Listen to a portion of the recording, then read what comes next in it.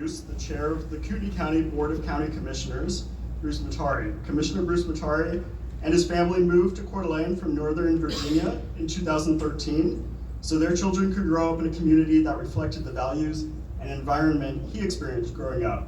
They quickly fell in love with North Idaho and have proudly called it home ever since. Originally from the Washington, D.C. area, Commissioner Mattare earned his undergraduate degree from the University of Maryland and later completed his MBA at Marymount University. He also served in the Maryland Army National Guard and was honorably discharged in 1993. Professionally, he built a career in marketing, financial publishing, and entrepreneurship, eventually founding and growing a company that expanded to nearly 200 employees and served hundreds of thousands of customers nationwide. Outside of work, he enjoys racing and spending time with his wife and 2 sons. Please join me in welcoming Commissioner Bruce Mattare.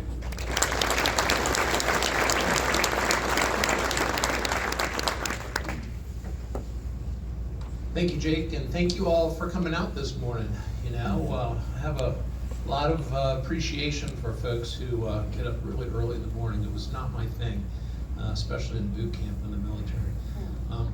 Mayor Gookin, excellent presentation. I really appreciate what you had to say. I also learned a little something new about you today, that you have quite the sense of humor. I've never seen that before, so it's really good. What makes today really good is the fact that you get to see what is the function of a city within the county, and then today I'm going to talk with you about the county itself and some of the challenges that we have and the differences, so you can understand the different functions and how, even though we're mutually exclusive, we're our own entities, we actually work together to help each other.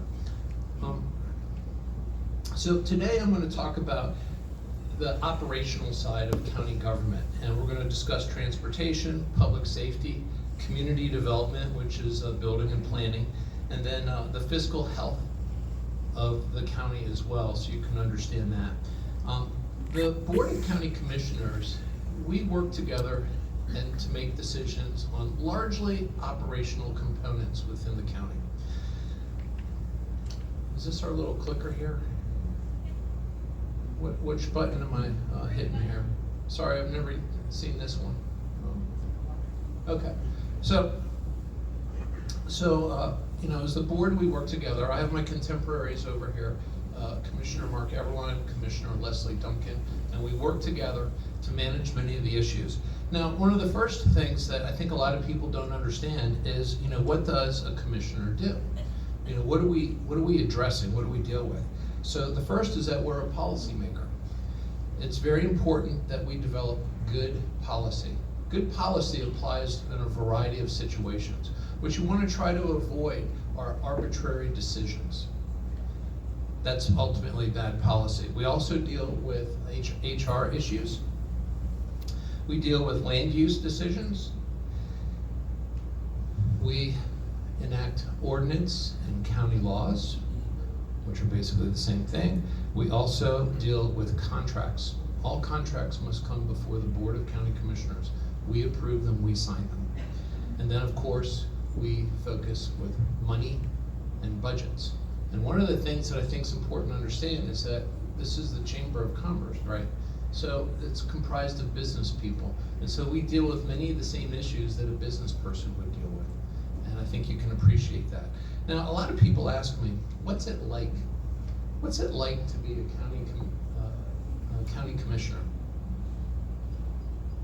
Yeah, okay, a little different screen than what I have. And Mayor Gookin, you might actually be able to relate to this a little bit. They say a picture's worth 1,000 words. So this is what it's like to be a county commissioner. We control the budget and everyone wants the money. And it's a never-ending process, and there's never enough money that we can dole out that will satisfy folks. So we'll move on into transportation.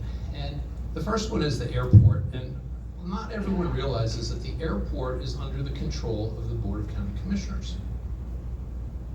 And recently, we just built a new control tower. Now, there was a lot of uproar in the community about a control tower because people said, well, if you build a control tower, there's going to be more traffic. It's actually the opposite. We've gotten so much traffic because we've grown so much over the years that we needed a control tower. It was actually a safety issue. But the problem was that we were somewhere between 8 to 10 years away from getting a control tower, because they typically run about $10 million, and the FAA has only so much money, and it's really on an as-needed basis by priority, right? And so Gaston Patterson, who was our airport director, just an absolute wonderful person, came up with this idea to build this control tower. Now, normally a permanent one goes for about $10 million. This one cost us $300,000.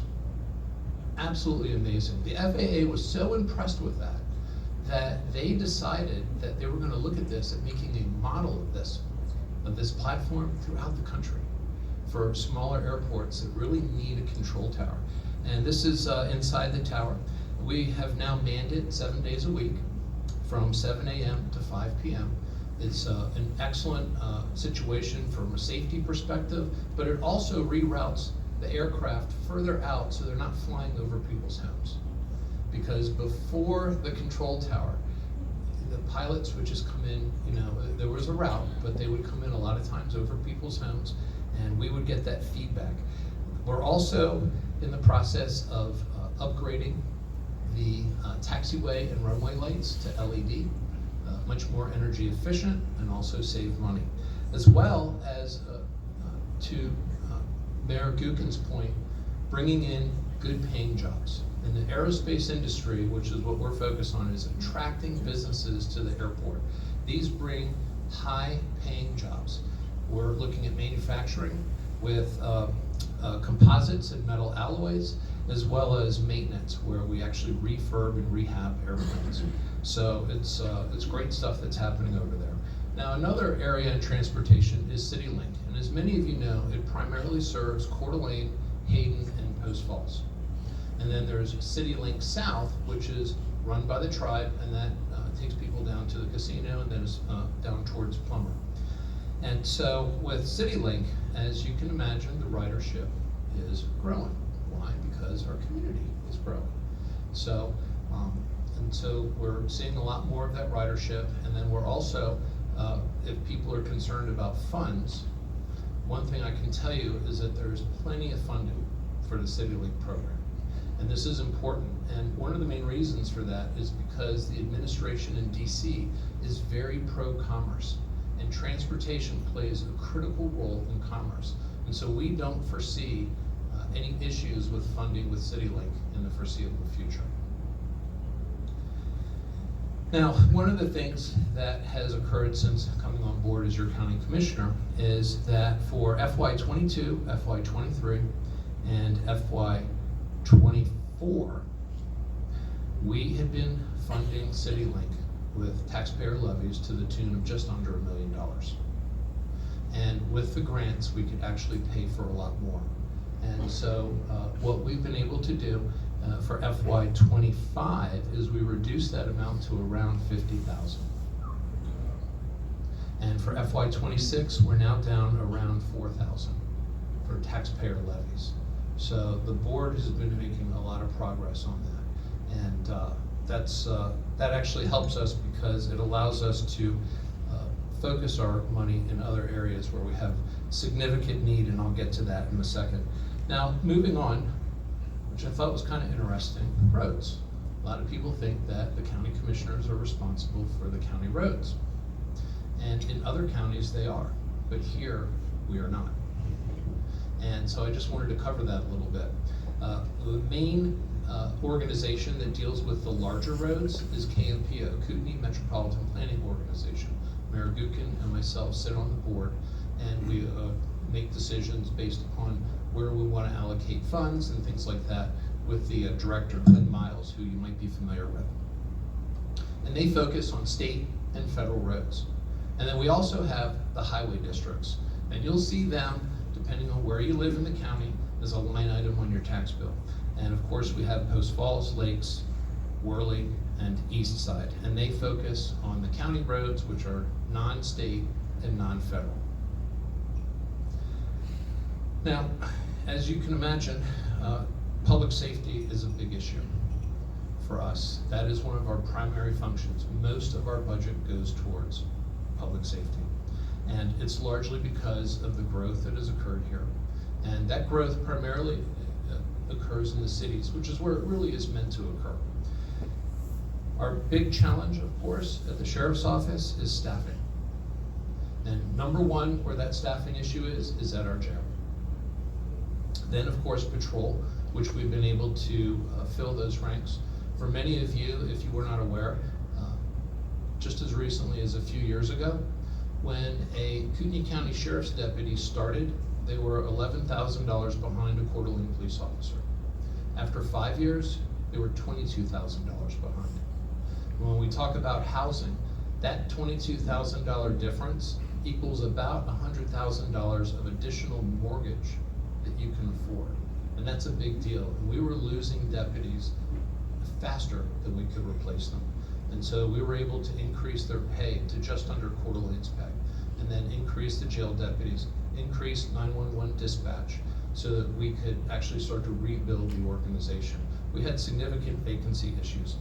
Now, one of the challenges, of course, and one of my platforms as your county commissioner is to start making evidence-based decisions, numerical-based decisions. For those of you in business, you know that when you have the right reports and you have the right information, you actually don't even have to make decisions. You end up with conclusions because your reports tell you that. And so one of the first things that I wanted to do was build a dashboard.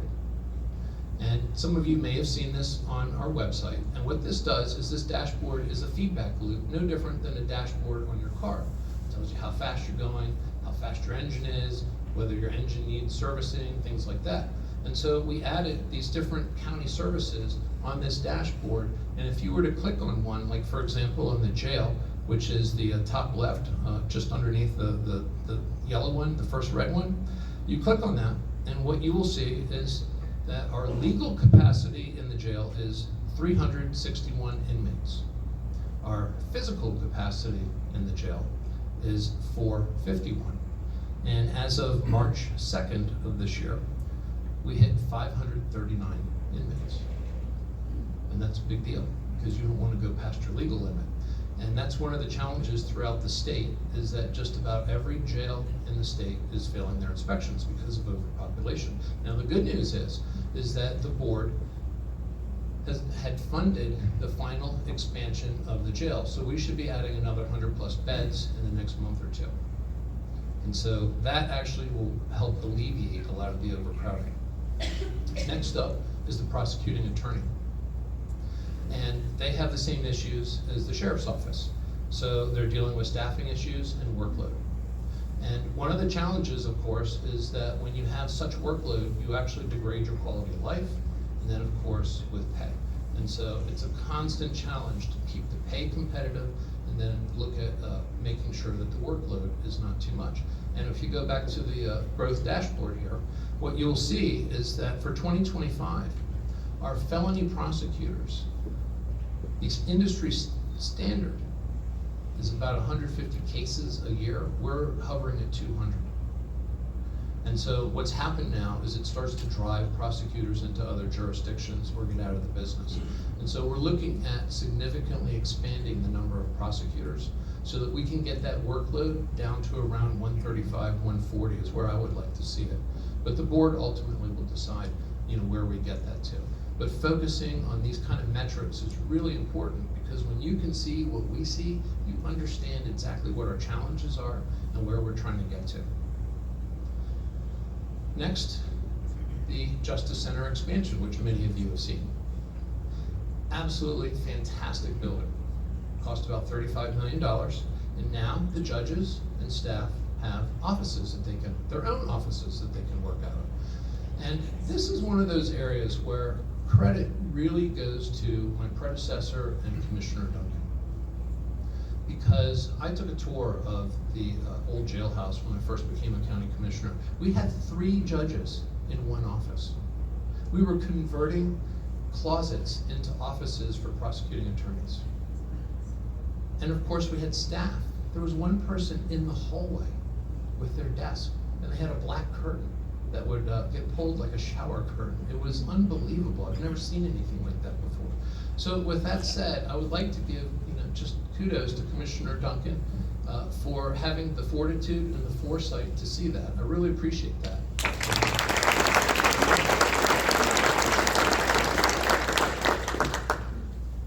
Next is community development, building and planning. And this was one of those departments that is supposed to be funded by fees. A lot of people don't understand sometimes that we have fee-based services and then we have taxpayer subsidized services. And it's real important, at least from a policy perspective for myself, is that we get the fee, the actual user to subsidize the department and not have the taxpayers fund it. And so when I first came on board, we were losing about $1 million. It was actually funded by taxpayers to the tune of about $1 million. And so what we did was we increased the fees, hoping we could get to a point where we're break even. We're not allowed to make a profit per state law, but there's no reason why we should want taxpayers to be subsidizing a fee-based service. And after we increased the fees, we still lost money. And at that point, what happened was, I sat down with the folks in community development, and for those of you in business, you've probably done this a time or two. You go up in front of a dry marker board and you just draw out a flow chart to look at the operation. And so we did that, and then we identified some choke points. And what was happening was that building permits were going into a loop where they would get sent back to someone, and then we would wait on the applicant, and then it would go back through the cycle, right? And it just took a long time. And so once we identified where these issues were, we were able to make significant efficiencies at the community development department. And so what happened for residential permits, what we did was we took that, we reduced it from, excuse me here, from, what does that say, 88 days? We reduced that down to 19 days. And that is a big difference for folks who are putting in their permits. For commercial permits, we started off at 122 days for turnaround, and we were able to reduce that down to 44 days. Now, and that's with the board's help. We all work together to achieve these goals. But what happened when we started to reduce that turnaround time, the asks for additional staff went away. And in fact, we've actually looked at reducing staff, and now we're at a point where we're looking at reducing the fees because we've developed these efficiencies. And that's kind of the theme in county government, is that it's very operationally oriented. In fact, when we're doing our job correctly, you won't notice. That's the best thing, is that when we're doing it correctly, you won't notice.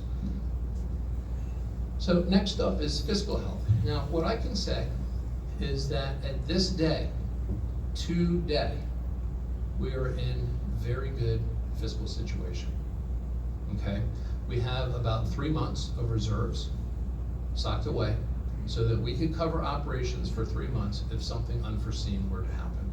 The National Association of Counties recommends that if you can get to 3 months, you're in a good position. And Kootenai County is in a good position. We have had the money to cover infrastructure expansion. You saw the Justice Center, you drove by that probably this morning. We have a campus up north in Hayden where the Sheriff's Office administrative and patrol side operates out of. We had the money to pay for the build outs for them. And of course we had the money to complete the jail. However, we still have challenges. And those challenges include future expansion.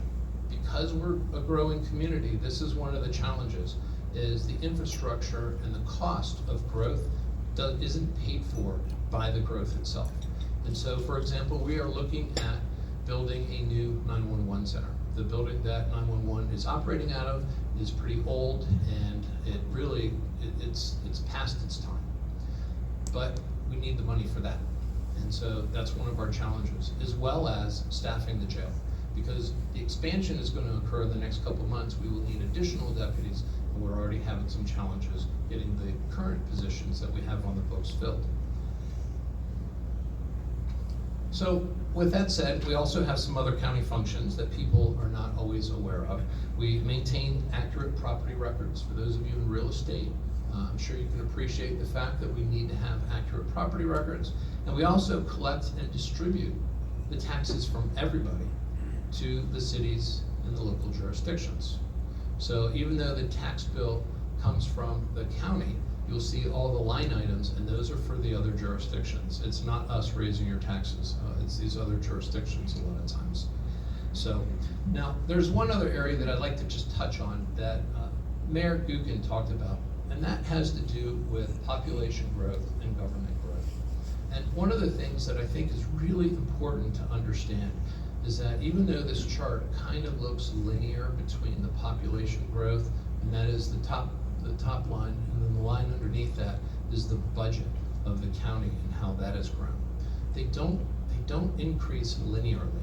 And the main reason for that is because as we increase density, our needs on infrastructure and public safety go up disproportionately at a higher rate.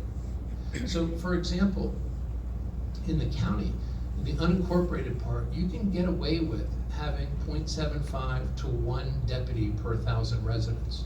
But in the city, you need at least 1.5 to 2 officers per 1,000 residents, because crime is higher in the cities than it is in the unincorporated part of county.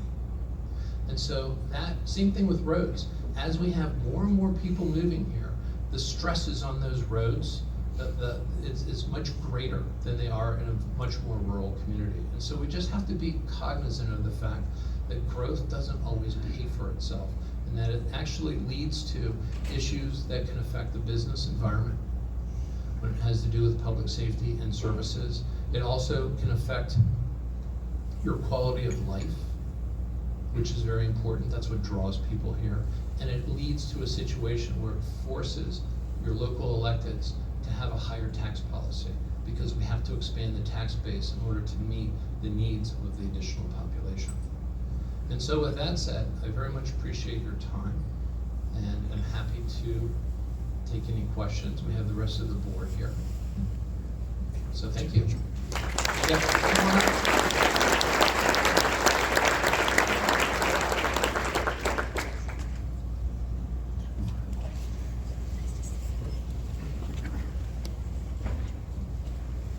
Thanks to Commissioner Mattare for his remarks, and now we'll invite his fellow commissioners to the stage here. We'll have a quick Q&A with them. We have Commissioner Leslie Duncan and Commissioner Mark Eckert.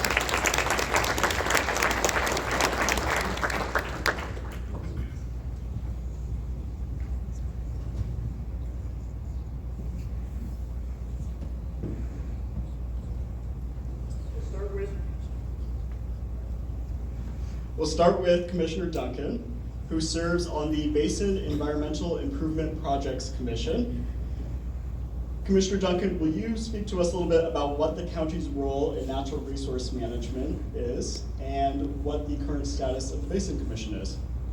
Sure. So Basin Commission was started because of the mining problems that occurred in Shoshone County and then all the way down, affected Kootenai County, all the way into Spokane, Washington. So a lot of the cleanup has been done. It's been going very well, and now we're into the part that's coming into Coeur d'Alene. So in the Coeur d'Alene River, St. Joe River, we still have some contaminants that make its way down to Coeur d'Alene Lake.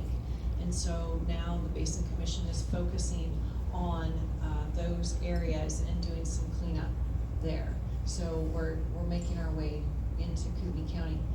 As far as the other natural resource stuff too, we have a Natural Resource Advisory Board, and what they do is work with U.S. Forest Service and other agencies that do projects within Kootenai County, and they kind of vet those projects to see if the commissioners want to do them or should be involved in them. So they're a good resource for us. Great, thank you for that. We'll turn to Commissioner Eberlein. We heard Mayor Gookin speak about how the city is part of the county.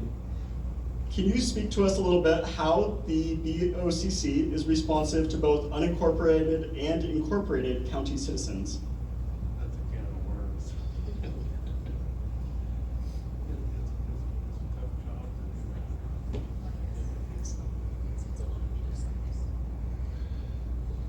That's a tough road to hoe, because there's a lot of moving parts between the city and the county.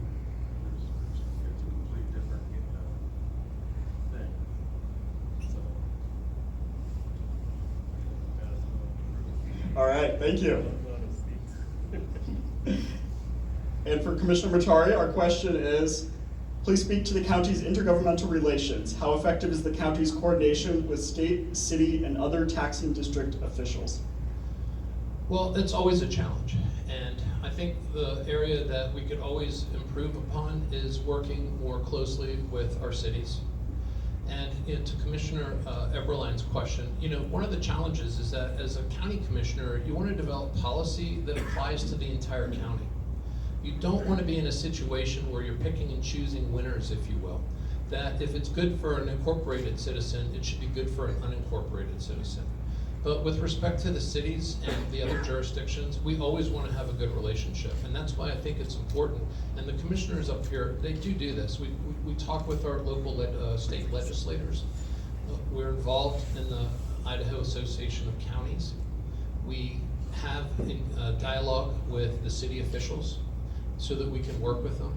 When I first came on board, we kind of stopped meeting with the mayors and the Board of County Commissioners. We have reconstituted that, although at some point I kind of feel like we've exhausted some of our issues that we've been talking about. But in the end, I try to work with people on one-on-one, try to understand their issues, and see what we can do as a board to work well with our other jurisdictions. All right, thank you. And moving along here, we'll throw it back to Katie with audience questions. All right, the first question is about the fairgrounds. So can you confirm that the Kootenai Fairgrounds will remain as is and not taken over for any building growth or other real estate opportunities? Who should that go to? Whoever you please.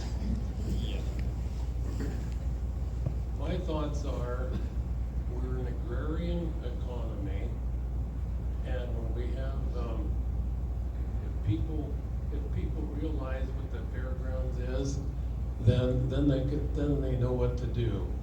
Because I was at the fairgrounds yesterday, and somebody threw a ringer out there.